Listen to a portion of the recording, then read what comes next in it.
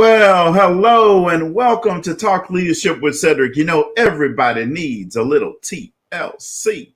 Talk Leadership with Cedrick is where we focus on leadership and personal growth with business leaders, educators, and local thought leaders. Our goal is to introduce our audience to leaders who are making an impact with innovative ideas. Our guiding leadership principle is the law of contribution, which says grow in yourself enables you to grow others. See, you can't give what you don't have. So first you must grow yourself in order to grow others. We believe that outstanding leaders like yourself will help us help others. So tonight we have with us another dynamic leader. Now, you know, every week I like to do a proper introduction of our guests. So let me do a proper introduction of our special guest tonight. And our guest tonight is Ms. Monica Madden. And Monica is a mindset and parenting mentor. She's a certified associate practitioner in neuro-linguistic programming. Let me say that again. That was pretty cool, right? She's a certified associate practitioner in neuro-linguistic programming. Now that's pretty awesome. First on our show. All right. She's certified in hypnotherapy. You better watch out now. And she's an author. She needed to hypnotize those Atlanta Falcons to catch a ball the other night. She's the author of Blessing and Cursing. What fruit are you eating? Now, this book is based around conversations that she's had with others over the years and her experience in this area. Additionally, she has a background of 24 years experience as an IT professional. So let's welcome author Ms. Monica Madden to the show. Thank you, Cedrick. And I think I like your introduction to me. Can we do that again? It's always awesome for people to hear their introduction. It's like, so I always like to do that. But I'm so excited to have you on the show tonight and to introduce our audience to you and the things that you do and bring to the table. So let's just dive right in.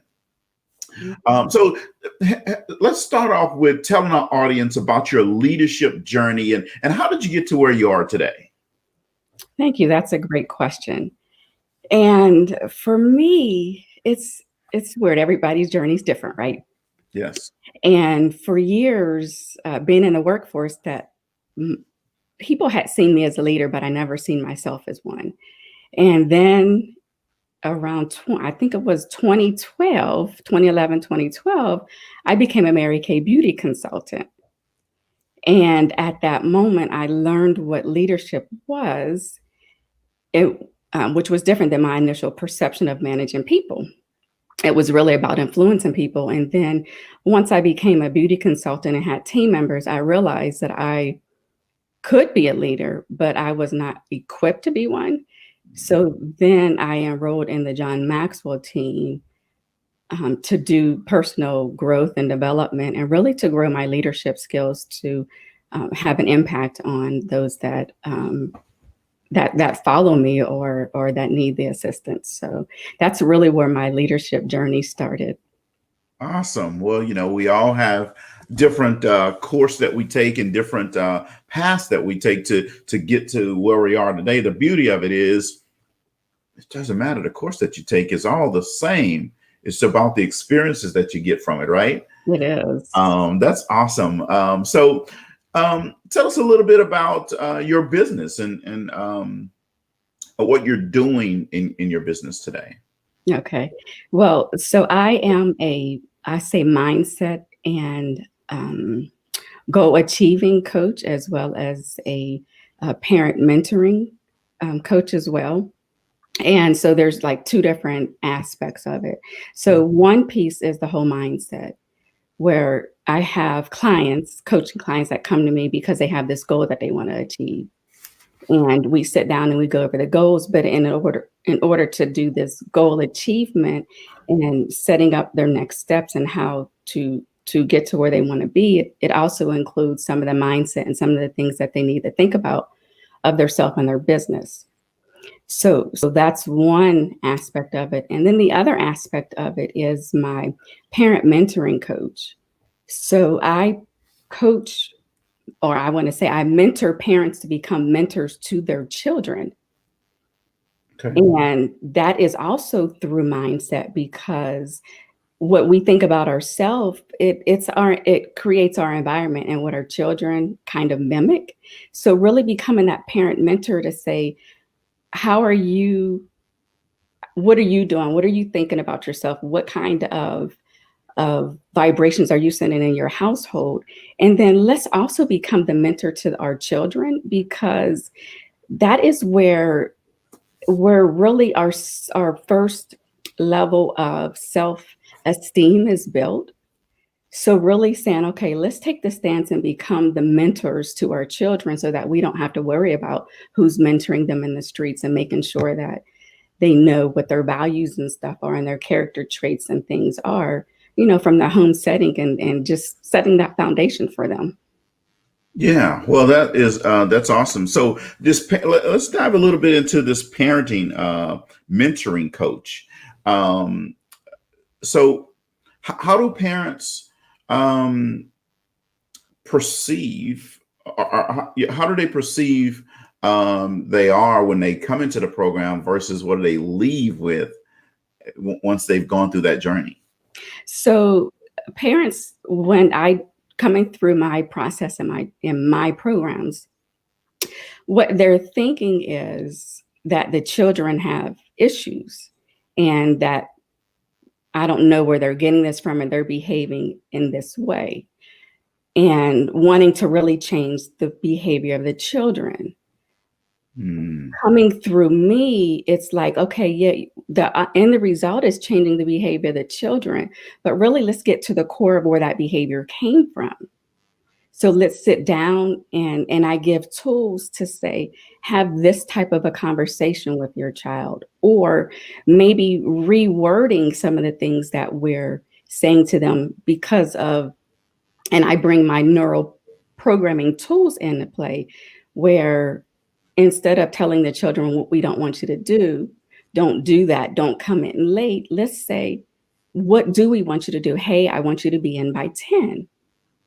When we tell our children we don't want them to behave in this way, the way that the self-conscious work and the brain works is all it hears is, do this, work in this way. It doesn't take negatives. So really teaching the parents those neuroscience tools, and using them to help their children build that self-esteem, and helping their children become better decision makers. And as we're using those tools on our children, we're also using them on ourselves and retraining the things that we learned as we were growing up as well. Awesome. So you're helping parents be better parents, or different parents, in that they can better connect with their children. Mm-hmm. Well, that is awesome. I'm sure that a lot of parents need that help, especially in this coronavirus crisis, because they are home with their kids all the time. Yep. And everybody could use more tools, right? I didn't realize little Johnny act this way all day, every day. Right, right. Oh, it's fun. It's fun. So, so the parenting, mentoring, and then mindset and goal achievement. Do you ever have an opportunity to connect the two? I do. And many of my clients, my goal achievement clients, have children. So usually in the process of us going through their goals, and what are some things that can come up daily in your life that can stop you from moving forward, in the conversation is usually the children having things popping up, and then some of the emotional distress that sometimes the parents come to the meetings with. So then really working them through that emotional distress that they're having from the children. So then those tools, I bring those into our coaching conversations as well. Awesome. So parents that are looking for help If you're out there and you're looking for help, better connecting with your child.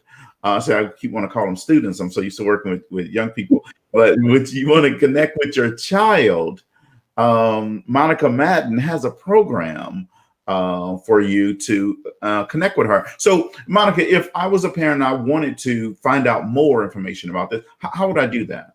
So you can go to my website, www.monicammadden.com. And there's two M's in the middle, monicammadden.com. And you can find out more about me there. Or sometimes I get direct messaging in Facebook as well when people are looking for some additional assistance. So I'm on Facebook under author Monica Madden. Author Monica Madden on Facebook. Okay, awesome. So, just about every business was impacted. Probably every business, not just about, but probably every business was impacted during this coronavirus crisis. So, what was the impact to your business, and how did you adjust? Well, so I have been doing virtuals really for the last 5 years. So there wasn't much impact to my business. The biggest impact to me is kind of what you said was now my 14-year-old daughter is home with me 24 hours. So you needed all those tools. Right. So I can tell you without a shadow of a doubt that every tool that I give parents, I try on my own child first. All right. Okay. All right. So what makes you smile every day when you get up? Really, it's knowing that I am fully equipped to do what I need to do. And that is from helping my child. And what really, really makes me happy is knowing that I lived with depression and suicidal thoughts for 40 years. Wow. So when I wake up every day, I know that I have fully taken control over my mind. And I don't have to worry about living a depressed life or in that state anymore because I've truly gained the tools and skills I needed to overcome that. So, and then being able to give those tools to others to use as well really makes me, happy. Yeah. So, so you're saying that you dealt with depression yourself? Yeah. Okay. So how did you get a grip on that and understand how to overcome that? Because that's a difficult thing. Mm-hmm. And that journey actually started with my Mary Kay journey as well. Through my leadership journey, I leaned into Deb Erickson's teaching, and she actually, a lot of her tools are neuroscience. So she taught through neurolinguistics and hypnotherapy. And so that's when I really learned how bad off I was going through her program and writing down the things that I was saying to myself. And then going from there, it's just a progression. It's really been a 10-year journey of becoming aware of what my problem is to really overcoming it. And a big major part of that was after Deb Erickson, I leaned into her for 2 years and I joined the John Maxwell team.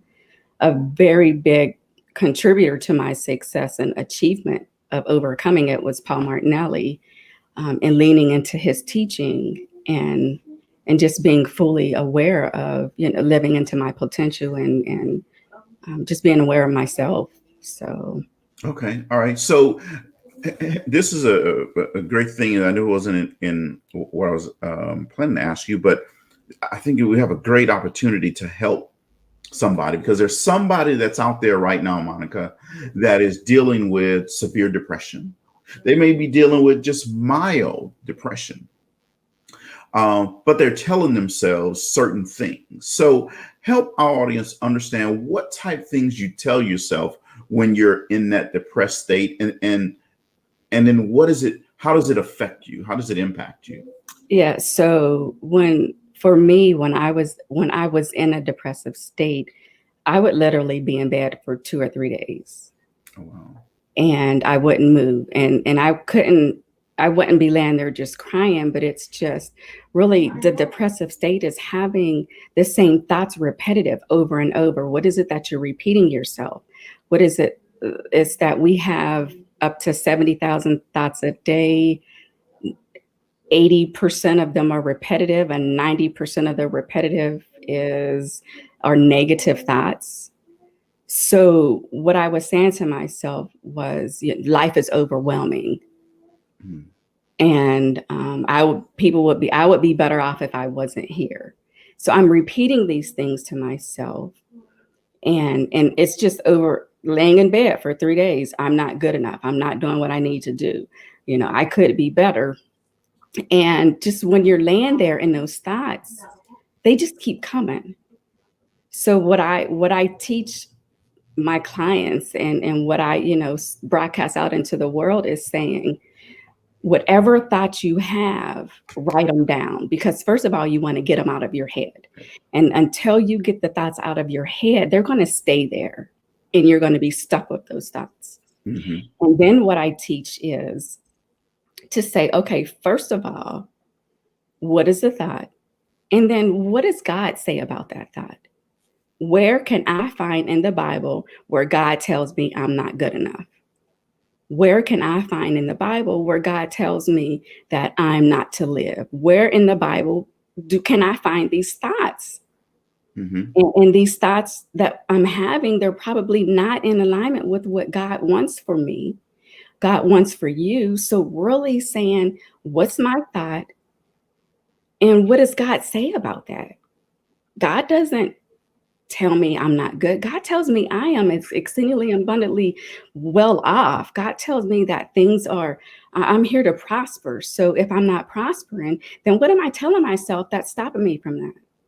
So really being in tune with what am I thinking? That's the first thing in everything, is that awareness. Let's be aware of our thoughts.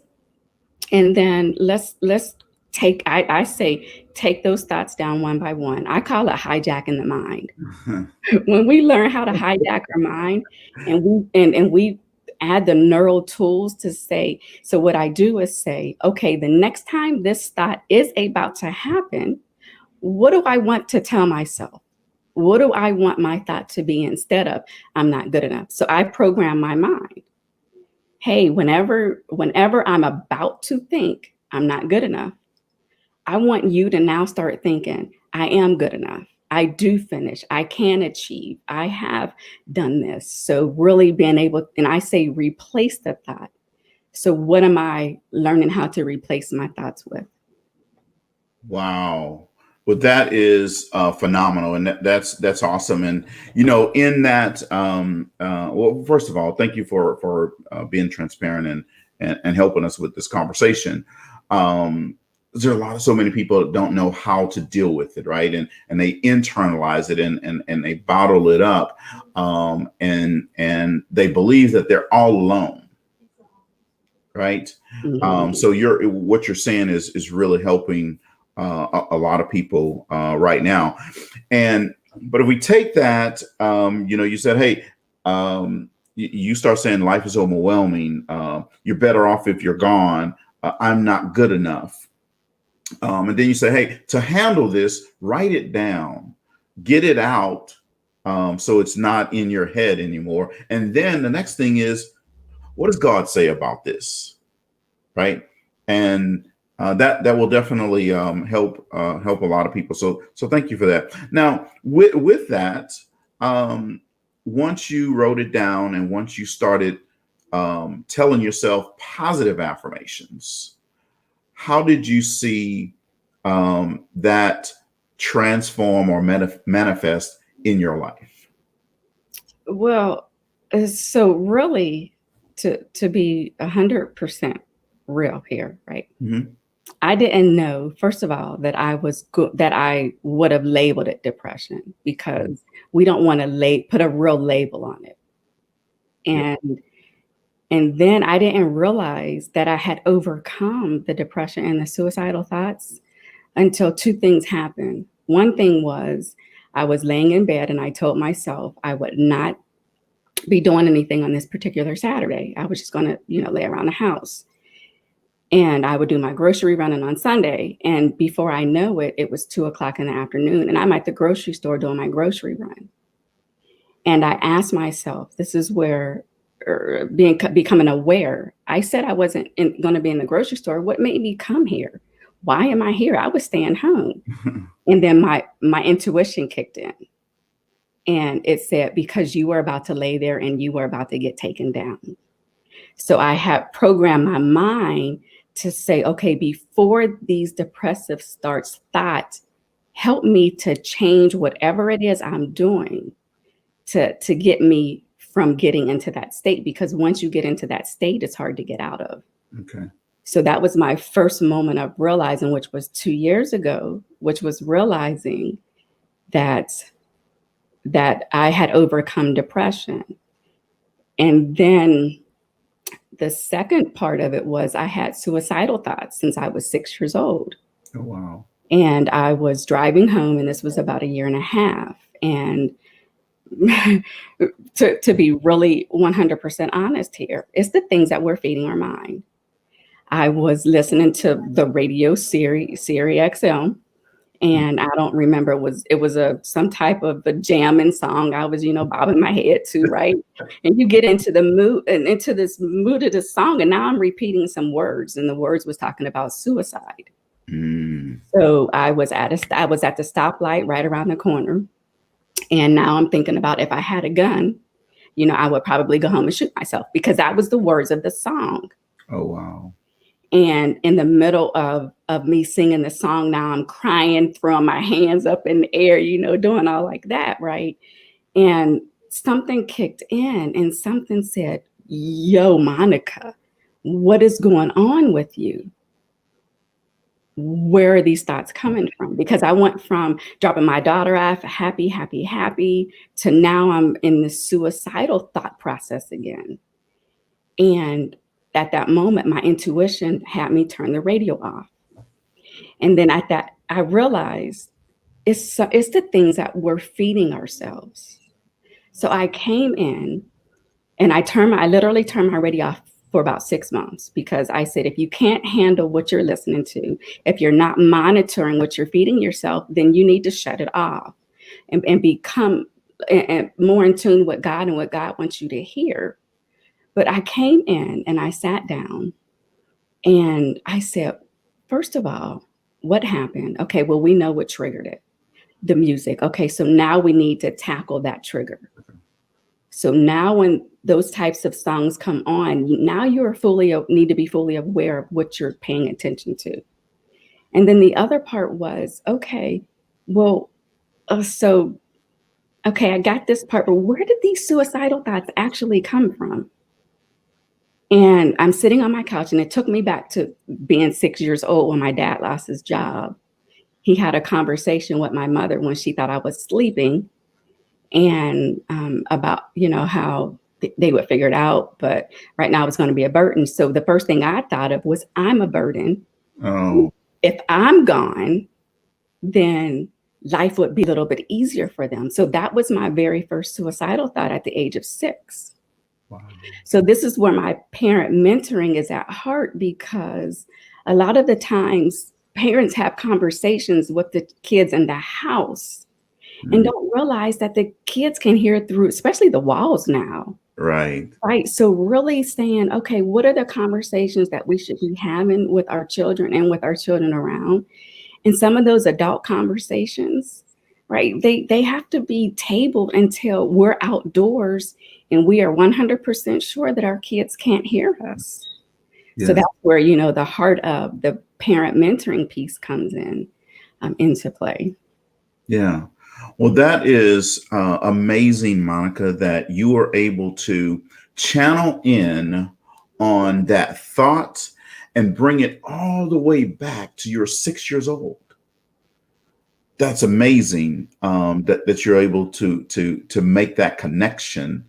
And, maybe without that connection, who knows what happens, right? Because you're still trying to figure out what's going on and all this type of stuff. The second amazing thing that you did in that moment was realize that the music was impacting you. And see, I noticed your expression and your head when you're talking about the music, and you said you were getting hyped up with the music, but the words were getting you so hyped up that it was like, hey, let's get this gun and let's do this and all this type of stuff. But it wasn't a sad thing. It was like, yeah, right. I'm excited about this, right? Yeah. It's amazing that you were able to connect in that moment. And well, I believe that it was a higher power that was talking to you in that moment and say, hey, wait a minute. What are you thinking here? Right.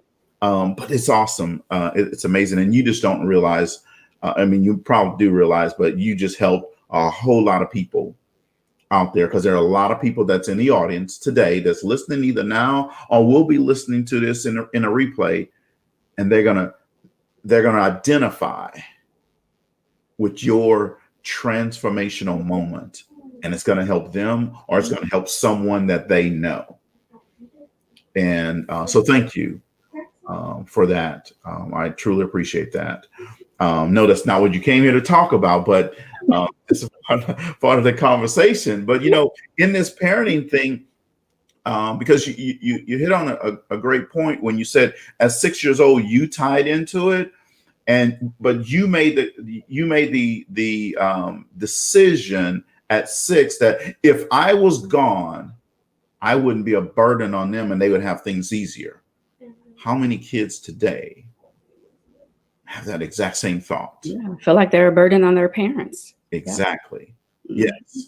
And this is why I always tell parents this, and I tell kids this as well. There's 7 things that every kid needs to hear. They want to hear. They're waiting to hear from their parent. Here are these 7 things. I love you. I'm proud of you. I'm sorry. I forgive you. I'm listening. You did great. You've got what it takes. You see, if more parents spent time telling their kids this every day, not some days, not every other day, not most days, but every day, things would be different. Teen suicide rate wouldn't be on the rise like it is right now today. Yep. And, you know, you said, hey, you were telling yourself that you weren't good enough. And I take it back to childhood as well. Kids tell themselves, or people tell themselves this because maybe they didn't hear it enough when they were a kid, that you're good enough. You got what it takes, right? I love you. I'm proud of you. Even if you fail, it's okay. I still love you. I'm proud of you. I'm sorry. I forgive you. I'm listening. All of those little things makes a big impact, especially in the mind of a child, because they're still forming and developing, right? Yeah. Wow. Thank you for having this dialogue with us today. So, you know, leaders come in all different types of sizes and packages with different strengths, right? So what strengths do you think are important to be a successful leader? So I believe that one of the strengths is emotional intelligence, and really knowing where you are emotionally, because depending upon our emotional state, we shouldn't respond and have some conversations. So I think that one of the biggest strengths in leadership, to be a leader, is having that emotional intelligence and knowing where you are at any given moment. Absolutely love that. EQ, the emotional quotient is extremely important in every leader. So I definitely agree with that. You know, good leaders ask great questions. At least that's what I've heard. So what has been some of the best questions that you've asked that's made a big difference, or someone asked of you and it made a big difference and a big impact?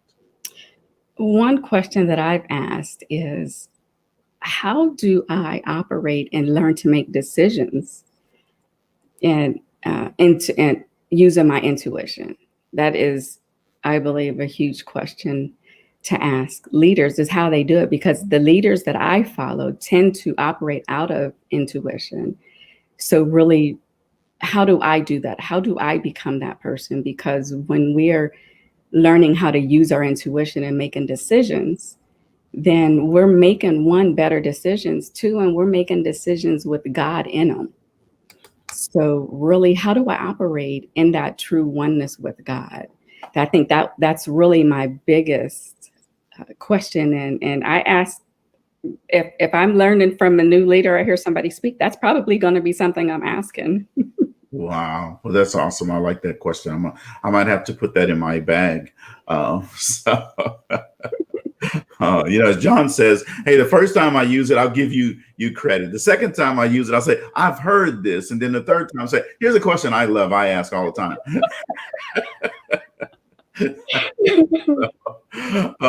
So what are two or three things that an individual can do to help achieve their goals? So one thing is really knowing what that goal is and knowing how you're spending your time and your money towards that goal. I like what Paul Martinelli says, which is your dream and your goal wants all of you. So you have to really be intentional with knowing what you want and then knowing how you're spending your resources to get there. And then the other piece would be is, what are you saying about yourself and what are you saying about your business? Oh. Because the very words that you're speaking into your business is what you get. When God spoke, so it was. And when he created words, he used words to create things, and we create things with the words that we speak. So really it is, what are you saying about your business? I love that. Okay. I got some more that I'm going to use. Okay. I'm going to have to charge you for this one.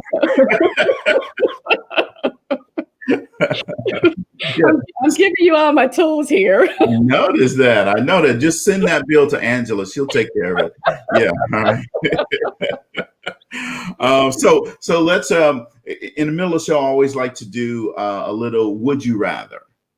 Okay. So would you rather fulfill your biggest wish or resolve your biggest regret? Fulfill my biggest wish. Okay. All right. Would you rather own your own private island or have your own private jet? My own private jets. Jets. Yeah, I said one jet. We gotta have one on standby. Sometimes I might need a bigger one. Uh-oh. I gotta bring my peeps with me. Okay. All right. Okay. So would you rather be best friends forever with your favorite celebrity or date your celebrity crush for only 2 years? Well, so that's a loaded question there, because my celebrity would have to continue to grow bigger and be doing more than I am, because if I outgrow that celebrity, then 2 years might be all you get.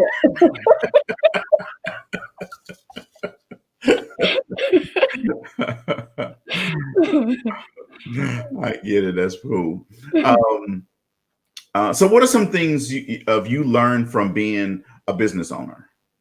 So what I really learned is that no matter what the outcome looks like, to continue to do what's on your heart and to continue to drive forward and know that whatever you need, it'll come to you as you need it. So not really being worried about how am I going to get there, but just knowing what you need to do in that next step.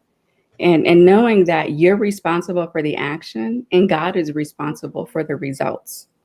Oh, wow. Wait, I gotta write this down. You just dropped too much stuff here. You are responsible for your actions and God is responsible for the results. Man. Yeah, you had to send Angela a big bill on this one.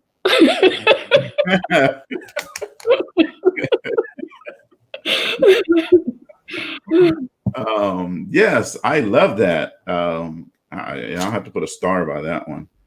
And we talked about I'm an ordained minister, so I'm gonna have to say that one of these days. Right. And I probably borrowed it from somebody like 14 years, but I don't remember who I heard it from. All I know is Monica Madden said it. That's all I know. So, growth is intentional. You have to be intentional in order to grow. So what do you do for personal and professional growth? So I look for classes and things that I can take that helps me to fulfill whatever it is I'm looking for. Usually when you're growing, you're looking to grow in some area, or there's a goal to that growth. So for me, like an example is I knew I wanted to learn about neurolinguistic programming. Okay, so how can I grow in that area?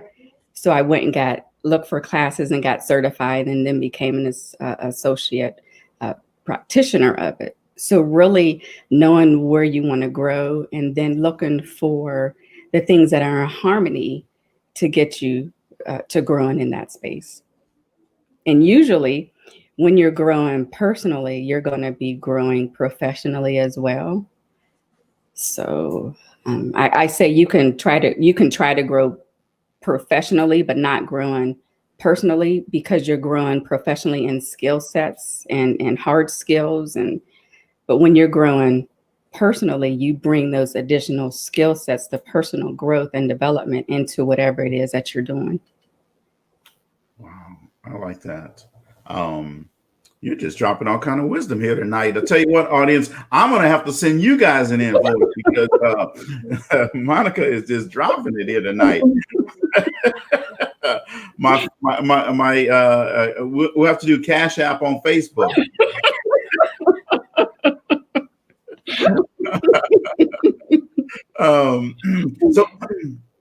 So what advice would you give an emerging leader, of trying to find leadership opportunities, or they're trying to figure out ways to fulfill their professional toolbox?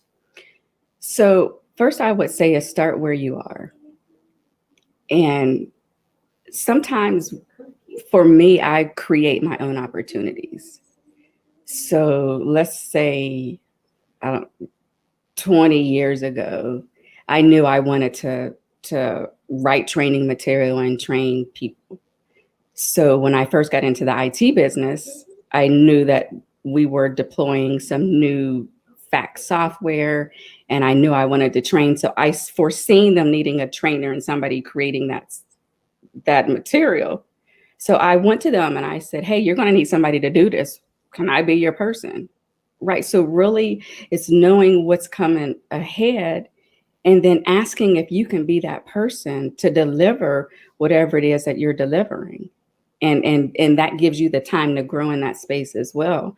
If you know, hey, this is coming up, let me do my research, let me learn in this area, and let me present it to them. So really creating the opportunities and not necessarily just waiting on them. All right. Awesome. I really like that. So mentors. I know you have some mentors. So obviously you find mentors valuable, right?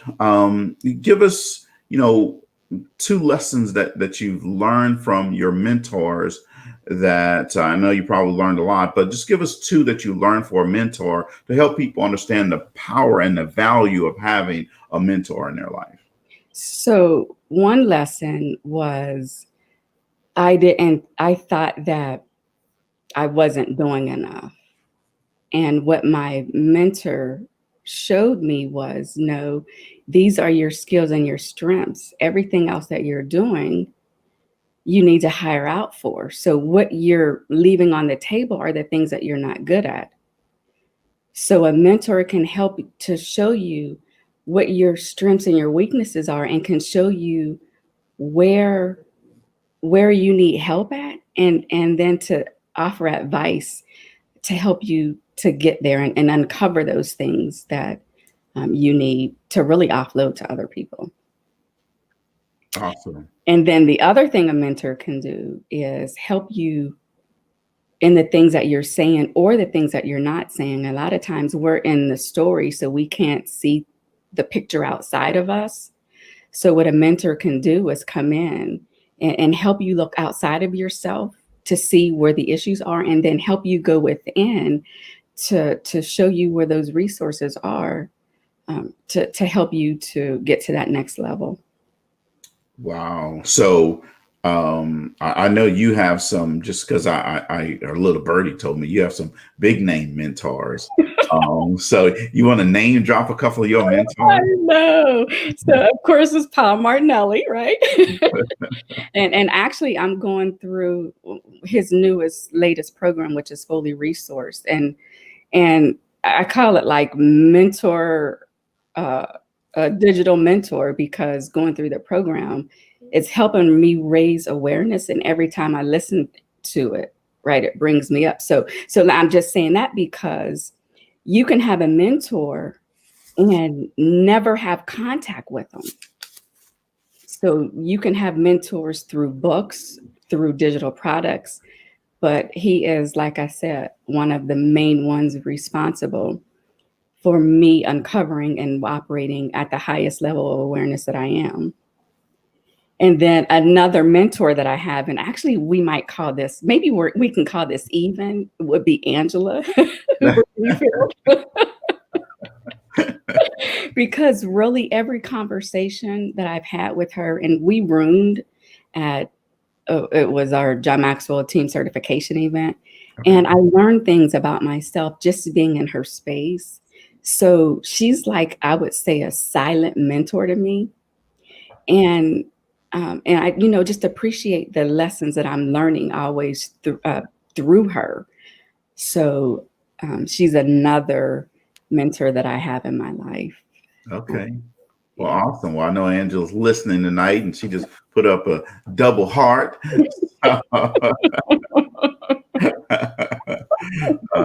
That's awesome. So maybe she'll, won't send you an invoice now. Since you gave her a plug, right? So, there's a lot of stuff that's happening this year. 2020 is like one of those years that I don't even want to fall back an hour. I just want to, let's just go ahead and get this one over, right?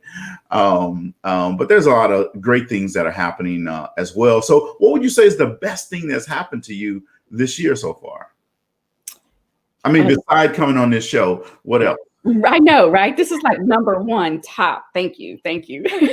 And I got to make sure that I don't have ears listening to me, because my daughter said I need to be her number one.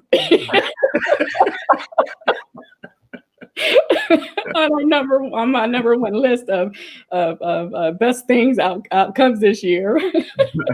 and Angela said our third roommate. So yeah, outside, besides my daughter, and I told her, that's every year, right? She's just a blessing, and I'm happy to have her every year and every day, really. Yeah. But it was really the best thing that I've done this year was hire Paul. Wow. I mean, that was the best decision ever, and just. I don't think it probably could, but I don't think, as far as my decision making and things that's happened, I think that is the best. I don't think anything's going to top that this year. Okay. And I know you have reasons why you say that, excuse me, but give us an example of something that helps you identify this has been the best decision because I did this, or because some breakthrough or whatever. Yeah. So you want me to give you a specific? If you can, that'd be great if you can. So here's what happened is when I started going on this depression victory, looking, I started searching for God really 10 years ago. And I started searching for how to become one with God. And in conversations with Paul, what I found was, and I hope I don't get in trouble for sharing this, right? But is really, while I was chasing God, God was there all along. So really leaning into myself and the resources that I have within me, knowing that God is operating in me at all times. So once I become intuitive and I listen to myself and I trust myself and I trust my intuition, then I'm living and operating in this oneness with God. And I knew how to do it sometimes, but not really all the time. And just hiring him and being in his space really has unlocked that piece that I had been searching for the last 10 years. Wow. That's like major. Wow. Well, that is awesome breakthrough that you had and revelation that you had, I guess, that he's with you all the time.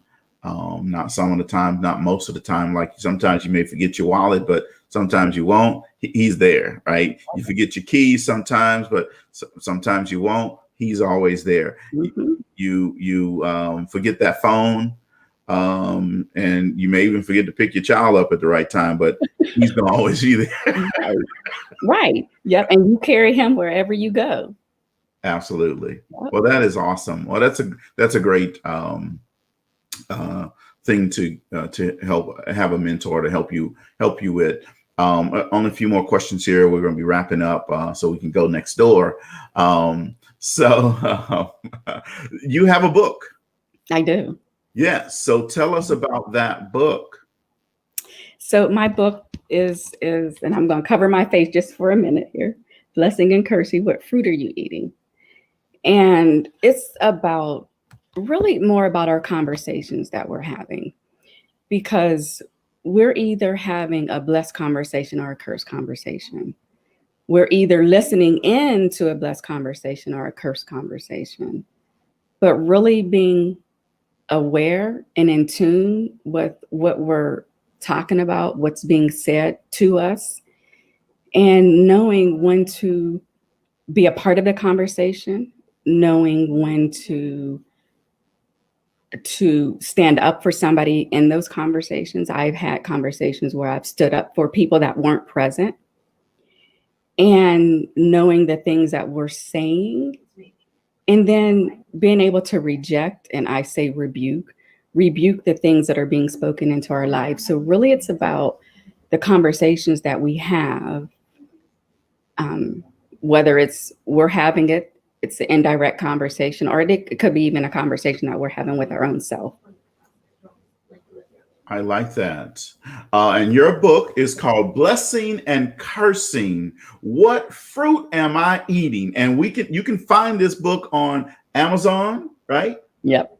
All right. You see the name of the book right on your screen. Her website is MonicaMMadden.com. That's scrolling across your screen. So pick that up, take a screenshot of it so that you can save it. You can go to Amazon and buy that book. Tonight we want to get Amazon going. All of a sudden we'll see the stock price rise tomorrow, because what happened? This blessing and cursing, what fruit are you eating, just like sold off the shelves tonight. All right. You guys can make that happen. Yep. And it's actually, what fruit are you eating? Oh yeah. Oh, what fruit are you eating? Are you eating? Uh-huh. Okay. All right. That's my mistake. Look, I'm going to change that right now just so people have that. What fruit are you eating?